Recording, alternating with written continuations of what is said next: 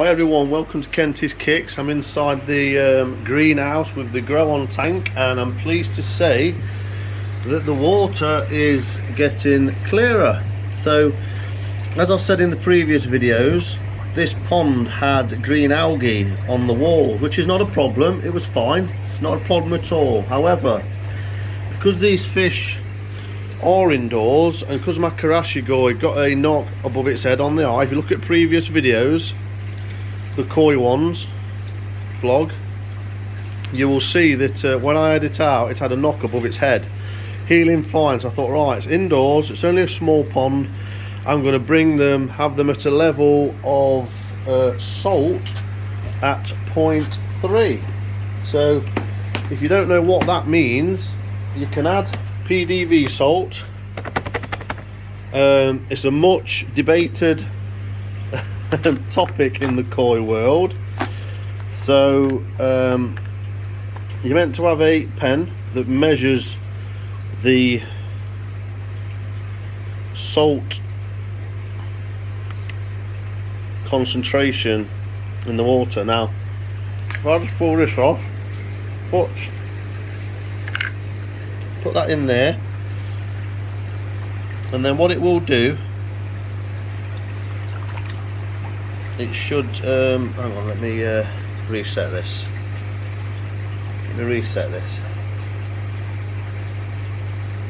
Right, that's off, so it's back on. Now let's see what concentration this is. Now while that's doing that, you'll hear it beep in the background because it's just taking the reading. Now what happened was the water went quite when I put salt in this, I put it to 0.3, and now it's at 0.02, which is hardly anything. It should be at 0.3. Okay, so that's telling me that that salt, as the concentration has reduced drastically.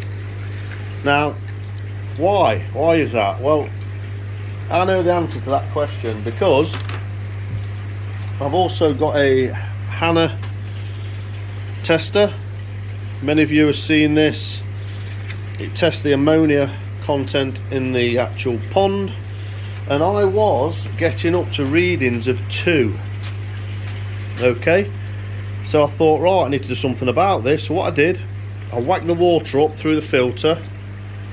So I've turned the filter water up, so the water coming in, there's a sediment filter there and a filter there, and that takes out the chlorine. Anyway, so what I've done, turn that up so it was trickling quite a lot here, a lot more than that, a lot more than it ever has done. So basically the water supply in the pond, which is always constantly trickling in, as it's there, look, water comes in there through these filters into that tube and is constantly topping the pond up. There's an overflow set up, so it's constantly trickling in and out, so I don't have to do water changes on this pond. So I do that, and then every week or two, I dump the water out the filter under here.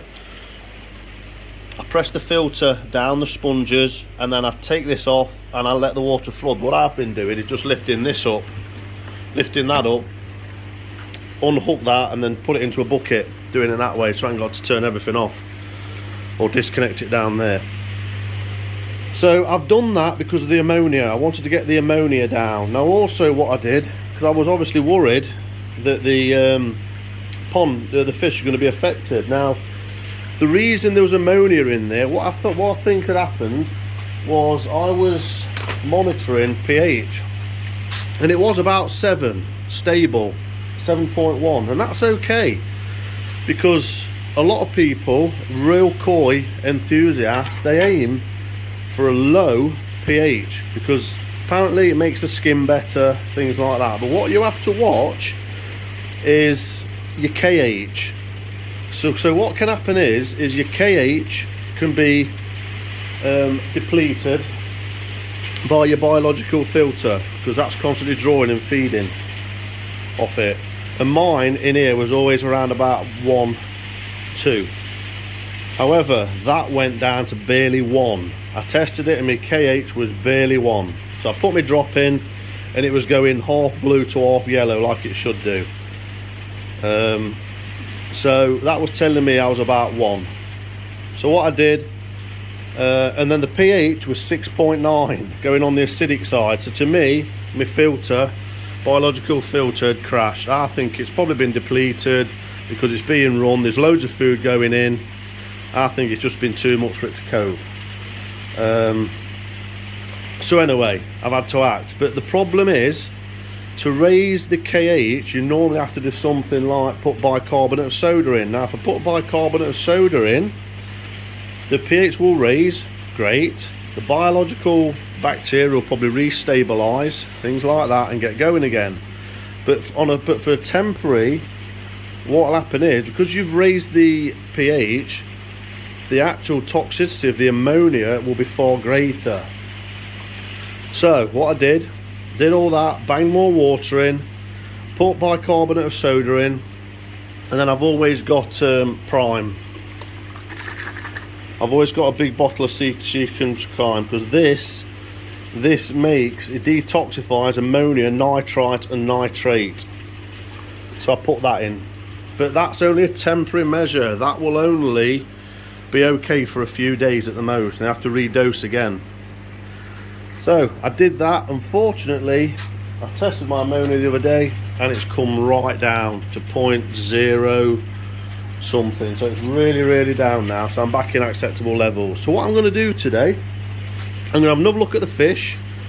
I'm going to put some Breeders Secret clay in to give them sort of really cloudy in here, give them a good going with that, so get into the system, keep them healthy. And also the change I've made, I had like a tub, this here, squeezed into there to direct the food in, but unfortunately it kept getting wet in here and the food was just clogging up and sticking. So I've taped on this piece of pipe so it drops straight in now, and that's working out a treat. So I thought I'd show you that.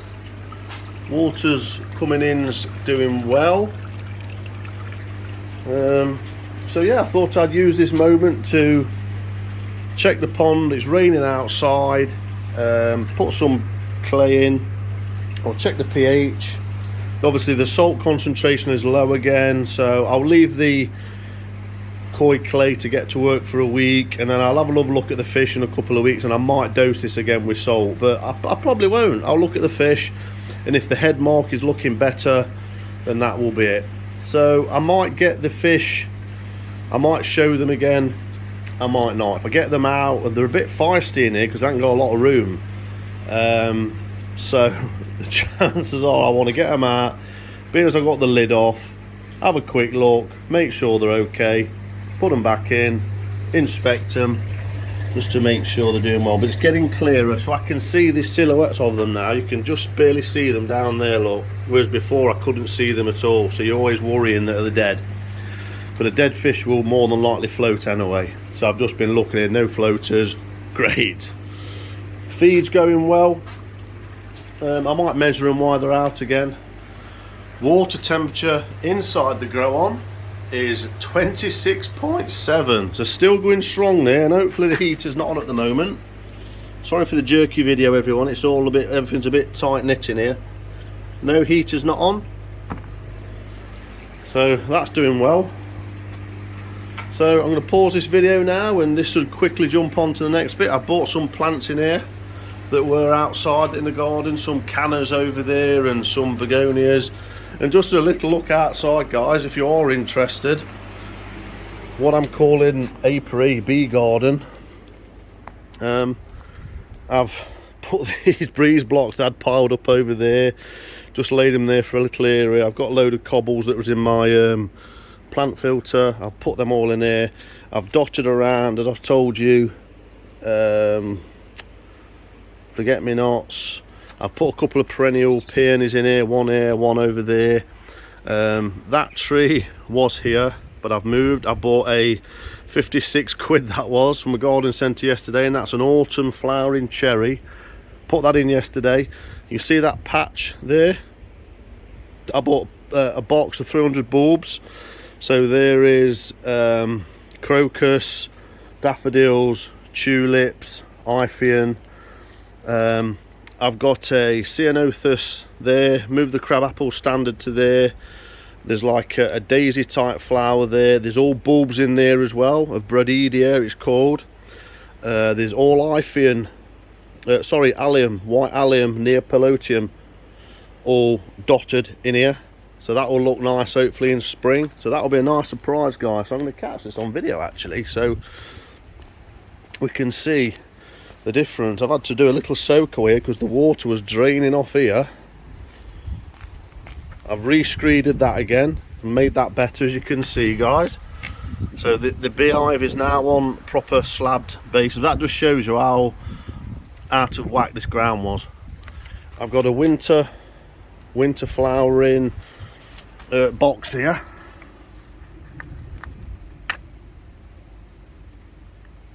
Sarcoca, Ocriana,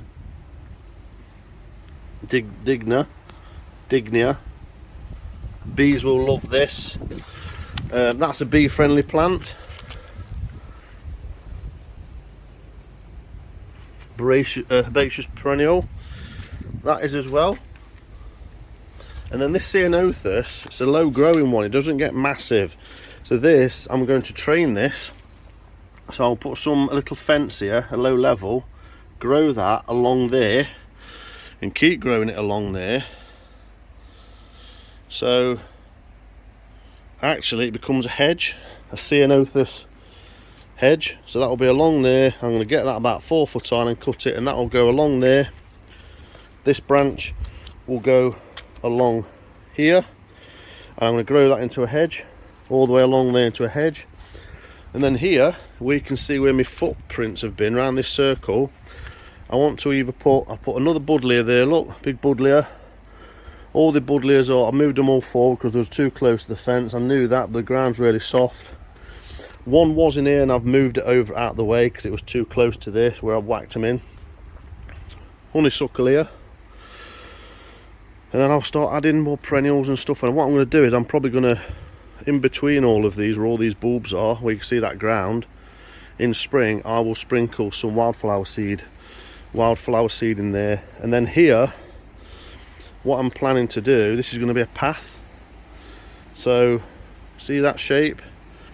If I can get some turf in spring, or if I can edge this and just put some grass in, I'll just come up over my lawnmower and just cut that as a circle. That's what I'm planning anyway. So back in there, I'm going to get the fish out, have a quick look, finish the video and hopefully show you them so you can see how they are going. The rain has been terrible, really been deluge. I mean, the water coming off there now where my shed used to be, obviously the shed gave a lot of protection on that ground, but now it's whacking it and it's coming down there. That's why I put that little soak away in, because that was holding water. So I screeded it again, now it isn't. So I hope you can see I've transformed this. If people look into my old videos of my greenhouse and stuff, and you look at this was basically like a waste ground, and now I've got a nice little bee garden. No doubt round here in the future there'll probably be a national there and maybe a national there, a couple more beehives, and who knows, there might be a national beehive there and a couple more dotted around. I'll see how I progress. So we'll go back inside because I'm aware I've got the corner uncovered, and when you leave things uncovered, this is when it can get a bit dicey because you can make mistakes, i.e. leave that off, you come into the next day, the fish are jumped. I obviously got to turn the air off to the pond, to the grow, so I can see them. That's that. Move that and I'll have a look at them. So here we are, got them out. I'm going to show you quickly through the net. So there's the Kohaku. There's the Tancho Jinring Tancho Goshki. There's the Karashigoi. And there's the butterfly koi. Now I know it's not a very good view at the minute, guys, but I'm going to show you at the end when I can then put them in. So the mark on the head of the Karashigoi, you can see there. See that brown mark? It looks like a healed, like a bruise, a bit strange. I know you can't see it very well, but Anybody that has had koi out, you'll know this is very, very risky business. So I hope you understand. So I'll leave them like that for a minute so you can see them. I know they're going to behave for a minute while I look at this.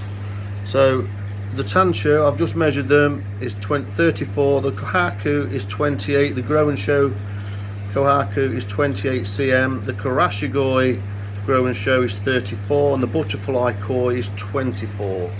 Now what I'm going to do, just to conclude this week's video, I've got the Breeder's Secret clay ready to go in.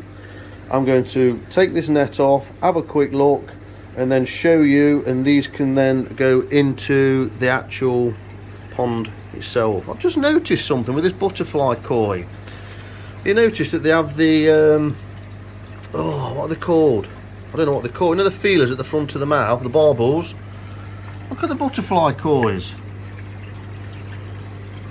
They're actually long like the fins. How odd. Is that some sort of No, they don't like fungus or anything. It just looks like it's how they are. How interesting. So let's have a closer look at this, if I can. As soon as I take this off, these will be interested to jump in. So here they are.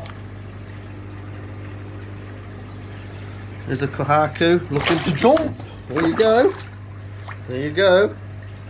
That was the Tancho. So there's the Kohaku. See the tendrils on that? See how look at the Fukuin on that. Beautiful. There's the head mark. That's the bugger. That Tancho there really is feisty. So that will go now, because I just didn't risk it anymore. There they go. There they are. Right, I'm worried now, so I'm going to conclude this video, guys. Thanks for watching. If you want to see how these are going to progress, hit that notification bell, subscribe if you haven't already. Please like to let me know you're there. Please comment, let me know how yours are going on if you're in this growing show. If you're growing koi in a greenhouse or outdoors or whatever you are. But this is 26 degrees in here, and my outdoor pond is about 12. It just goes to show you the difference. I've never really clicked with the difference, and having experienced this indoors, and using that heater properly has been game changing. I am thinking the Koda Jinring Tancho, I had about 4 different types of koi. I've actually got an Achiba in my pond up there, and I'm thinking about dumping that one in here for the winter as well to get some growing on it, but I will see. I'll see how this settles in terms of ammonia. Thanks for watching. Hope you're all okay. Hope life's being kind to you. See you on the next one. Please join the Friendly Koi Keepers on Facebook. Really is doing well. Over 14,000 members on there. Doing great. No hassle. Please get on there. See you on the next one. Signing off from Kent's Kicks.